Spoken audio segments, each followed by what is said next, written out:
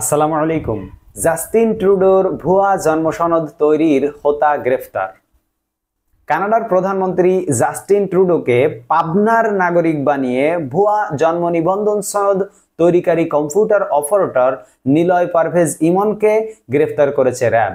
বুধবার 11 সেপ্টেম্বর দুপুরে র্যাব 12 পাবনার company commander major Ehteshamul Haque খান সংবাদ সম্মেলনে এই তথ্য নিশ্চিত করেছেন।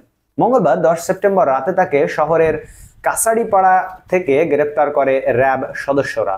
RAB 12 Pabna company commander major Ehteshamul Haque Khan জানান, তথ্য ও প্রযুক্তির মাধ্যমে ও গোপন সূত্রে র্যাব সদস্যরা জানতে পারে জাতীয় পরিচয়পত্র সহ শিক্ষা সনদ জালিয়াতি চক্রের অন্যতম সদস্য নিলয় পারভেজ ইমন পাবনা শহরের কাছাড়িপাড়া নামক স্থানে অবস্থান করছেন।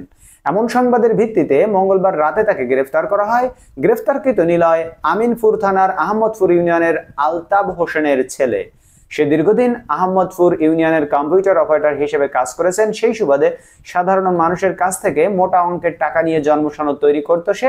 বিভিন্ন সামাজিক মাধ্যমে তার কর্মকাণ্ড ভাইরাল হলে দীর্ঘদিন সে পলাতক ছিলেন। মূলত কোনো এক ব্যক্তি টাকার বিনিময়ে জাস্টিন ট্রুডোর নামে ভুয়া জন্ম সনদ তৈরি করে অনিয়মের বিষয়টি প্রকাশ্যে আনেন বলে ধারণা র্যাবের।